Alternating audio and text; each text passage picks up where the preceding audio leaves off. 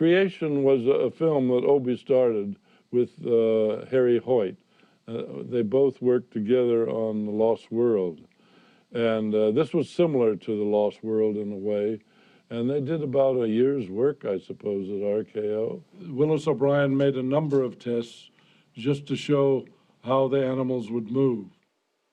It was the first time that dinosaurs took on this realistic approach. It's a question of keeping the head and the arms and the legs all in synchronization so that the movement looks natural and not just a stiff puppet that moves around like Pinocchio.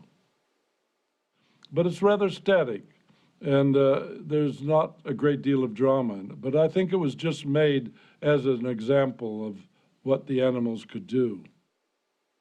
O'Brien made stars of the dinosaurs, and I think that was important, that he brought them to life where you can't go out and photograph a dinosaur, so you have to create one.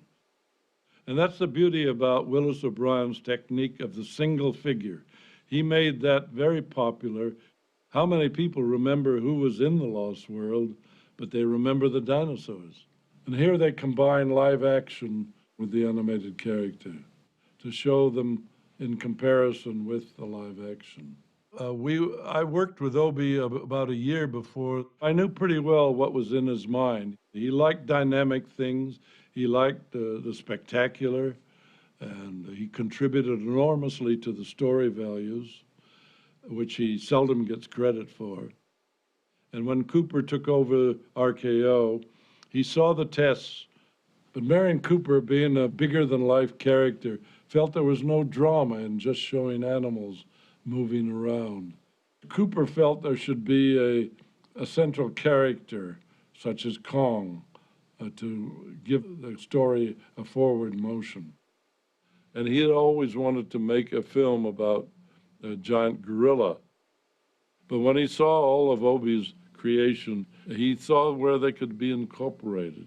And Obie had convinced him that Kong could be made in the same way. And he felt that his idea about a gorilla fighting possibly the Komodo lizards could be done right in the studio with the stop-motion technique. So he canceled Creation.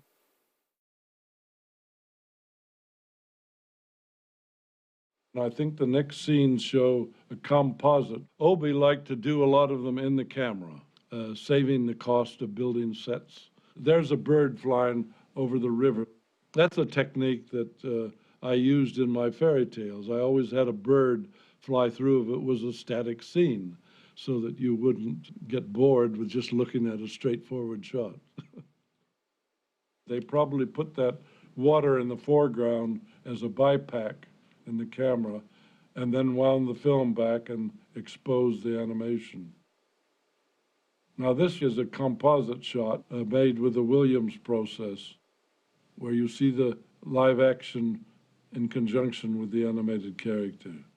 We used to be criticized a lot when we made the remake of 1 million BC, that man never lived in the age of the dinosaur.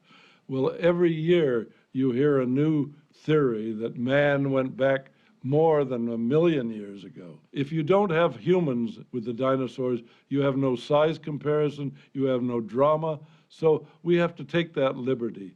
After all, we're not making these pictures for professors. They probably never go to the cinema anyway. This, of course, would tug on your heartstrings to see this man shooting this baby dinosaur. Oh, he's shooting them in the eye. Ah, the villain. And the mother hears it and comes running to the rescue of her child.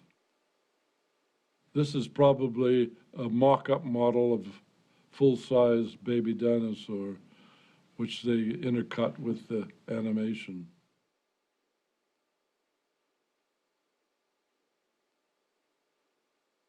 A lot of scenes from Creation, designs from Creation, actually filtered into King Kong.